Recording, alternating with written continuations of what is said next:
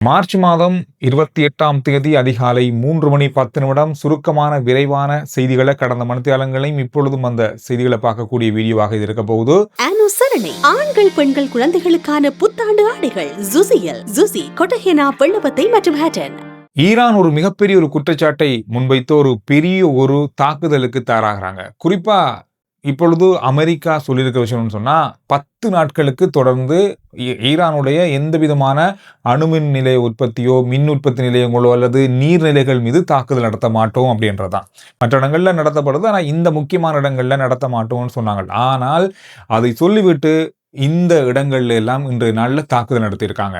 ஈரானுடைய மிக முக்கியமான 2 மின் உற்பத்தி நிலையங்கள் மீது தாக்குதல் நடத்தப்பட்டிருப்பதாக ஈரான் உறுதி செஞ்சிருக்காங்க. ஒரு மின் உற்பத்தி நிலையம் 914 மெகாவாட்ஸ் மின்சாரத்தை உற்பத்தி செய்கின்ற மின் உற்பத்தி நிலையம், அதே போல 250 மெகாவாட்ஸ் மின்சாரத்தை உற்பத்தி செய்கின்ற ஒரு மின் உற்பத்தி நிலையம், அதோட நீர் சுத்திகரிப்பு நிலையம், இந்த மாதிரியான முக்கியமான இடங்கள்ல தாக்குதல் நடத்தியிருக்காங்க. 994 அல்ல 914 மெகாவாட்ஸ் உள்ள மின் உற்பத்தி நிலையம் அப்படின்றது இலங்கையை பொறுத்தவரை கிட்டத்தட்ட நுரைச்சோலையை விட பெரியது அப்படின்னு சொல்லலாம். அந்த அளவுக்கு ஒரு முக்கியமான நிலையம் மீது தாக்கல் நடத்தியிருக்காங்க. இது அணுமின் உற்பத்தி நிலையம் சொல்லப்படுது.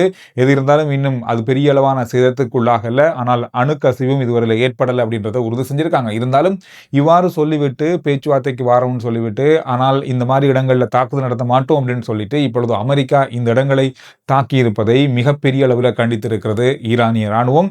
ஈரானிய ராணுவம் இதற்கு பழிவாங்கும் முகமான தாக்குதல்களை இப்பொழுது ஆரம்பிக்க போகிறோம் அப்படின்னு சொல்லியிருக்காங்க. இப்பொழுது நடந்து கொண்டிருப்பதாக சொல்லப்படுகிறது. இதுல மிக முக்கியமான ஒரு கோரிக்கையை முன் வச்சிருக்காங்க. மத்திய கிழக்கு நாடுகளில் இருக்கிற அமெரிக்க முதலீட்டு நிறுவனங்கள், தொழிற்சாலைகள், இஸ்ரேலினுடைய முதலீட்டு நிறுவனங்கள், தொழிற்சாலைகள் இருந்தால், அங்கு பணிபுரிகின்ற ஊழியர்கள் இன்னும் பணிபுரிந்து கொண்டிருந்தால் அந்த தொழிற்சாலைகளை விட்டு வெளியேறுங்கள். அந்த தொழிற்சாலைக்கு பக்கத்தில் 1 கிலோமீட்டர் தொலைவில் இருக்கிற மக்களும் அவதானமாக இருங்கள். ஏனென்னா இதற்கு பழிவாங்கும் முகமாக அவங்களுடைய தொழிற்சாலைகளுக்கும் அமெரிக்காவுடைய நிதி நிறுவனங்களுக்கும் தாக்குதல் நடத்த போகின்றோம். இத்தனை நாட்களும் அமெரிக்காவினுடைய விமானப்படை தளங்கள் மீதும் அமெரிக்காவினுடைய இராணுவ தளங்கள் மீதும் தான் தாக்குதல் நடத்தினாங்க. இப்பொழுது நடக்க போற தாக்குதலானது ஒரு பழிவாங்கும் முகமாகவும் பதிலடி தாக்குதலாகவும் இது இருக்க போகுதுன்னு சொல்லி ஈரான் இப்பொழுது அறிவித்திருக்காங்க. இது ஒரு பெரிய ஒரு பதட்டமான சூழலை இப்பொழுது இந்த போரினுடைய அடுத்த கட்ட நகர்வை ஏற்படுத்தி இருக்கிறது. ஏற்கனவே இந்த கிழமையில ஈரானுக்கும் அமெரிக்காவுக்கும் இடையிலான ஒரு பேச்சுவார்த்தை நடக்கலாம் அப்படின்ற மாதிரி சொல்லப்பட்டது. இந்த வார இறுதியில் இன்றைக்கு சனிக்கிழமை ஞாயிற்றுக்கிழமை இருந்த 2 நாட்களையும் இது ஓரளவுக்கு பேசி தீர்மானிக்கப்படும் அப்படின்ற மாதிரி சொல்லப்பட்டிருந்தாலும் இந்த தாக்குதலானது பெரிய ஒரு பதற்றத்தை இப்பொழுது ஏற்படுத்தி இருக்கிறது.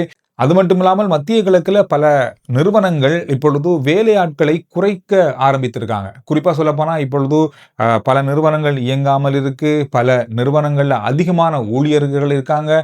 சம்பளம் வழங்க வேண்டிய கட்டாயம் இருக்கு. இந்த மாதிரியான பல விஷயங்களால 100 பேர் இருக்கிற ஒரு நிறுவனத்தில் அதை 70ஆக 30ஆக 40ஆக ஒவ்வொரு அளவுக்கு ஏற்ற மாதிரி குறைத்து கொள்வதற்கான தீர்மானங்கள் எடுக்கப்பட்டு வருவதாகவும், சில நிறுவனங்கள் சிலருக்கு வேலையிலிருந்து நீக்கி கடிதங்களை வழங்கியிருப்பதாகவும் சொல்லப்படுது. மத்திய கிழக்கு நாடுகளை பொறுத்தவரையில் நமக்கு தெரியும், செய்திகள் அப்படின்றது அவ்வளவு இலகுவாக பெற்றுக்கொள்ள முடியாது. அந்த நாடு உறுதிப்படுத்தப்படுகின்ற செய்திகளை மாத்திரம்தான் நம்மளால கொண்டு வர முடியும். ஆனால் பலருடைய கருத்து இப்பொழுது பல நிறுவனங்கள் இது தொடர்பாக சிந்தனையில் இருக்கிறது. இன்னும் ஒரு மாதமோ அல்லது ஒரு 2 மாதமோ இந்த யுத்தம் போகுமாக இருந்தால் பல லட்சக்கணக்கான பேர் வேலை இழக்கிறதுக்கான வாய்ப்புகள் இருக்கு அப்படின்னு சொல்லி எதிர்ப்பு கூறப்படுது. ஒரு மிகப்பெரிய ஒரு கவலைக்குரிய விஷயமாக மாறி இருக்கு. அதோட ஈரான் ஒரு மிக முக்கியமான விடயத்துக்கு இப்பொழுது ஓம் சொல்லியிருக்காங்க. அதாவது ஐக்கிய நாடுகள் சபை ஒரு மிக முக்கியமான கோரிக்கையை ஈரானிடம் முன்வைத்தது.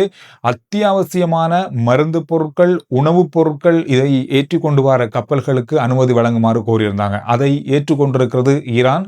ஹோர்முஸ் கால்வாய் வழியாக இந்த கப்பல்களை அனுப்புவதற்கான வாய்ப்பு ஏற்படுத்தப்பட்டிருக்கிறது. அதற்கான அனுமதி வருகின்ற மணித்தியாலங்களிலிருந்து ஆரம்பிக்கப்படலாம் சொல்லப்பட்டிருக்கிறது. காரணம், இப்பொழுது பல நாடுகளுடைய வைத்தியசாலைகளில் அத்தியாவசியமான அவசர மருந்து பொதிகள், மருந்துகள் இப்பொழுது தட்டுப்பாடு ஏற்பட்டிருக்கிறது. இதோடு உணவு, ஊட்டச்சத்துக்கள், இந்த மாதிரியான மிக முக்கியமான விடயங்களில் இப்பொழுது தட்டுப்பாடு ஏற்பட்டிருப்பதால இந்த கோரிக்கை ஈரானிடம் முன்வைக்கப்பட்டது. அந்த கோரிக்கையை ஈரான் ஏற்றிருக்காங்க. இதோட இன்னுமொரு முக்கியமான செய்தியை பார்த்தேன். அதாவது இப்பொழுது நடந்து கொண்டிருக்கிற இந்த போர் சூழல் காரணமாக பல நாடுகளுடைய உணவுப் பொருட்களுடைய விலைகள் அதிகரிக்க ஆரம்பிச்சிருக்கு. எரிபொருளை தாண்டி உணவுப் பொருட்களுடைய விலைகள் அதிகரிக்க ஆரம்பிச்சிருக்கு. இதுல உணவுப் பொருட்கள் அதிகரிக்கப்படுகிற நாடுகள் பட்டியல்ல இலங்கை மிக முக்கியமான இடத்தை வகிக்கும்னு சொல்லப்படுது. குறிப்பா ஒரு 2வது இடத்தையாவது வகிக்க வாய்ப்புகள் இருக்கு.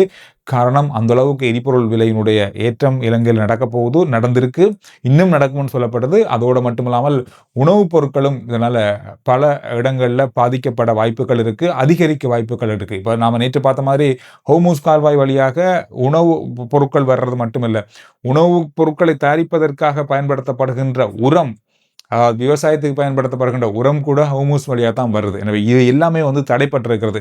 இலங்கைக்கு வருகின்ற உரம் வகைகள் கூட ஹோர்முஸ் கால்வாய் வழியாக வருகின்ற கப்பல்கள் மூலமாக வருகிறது.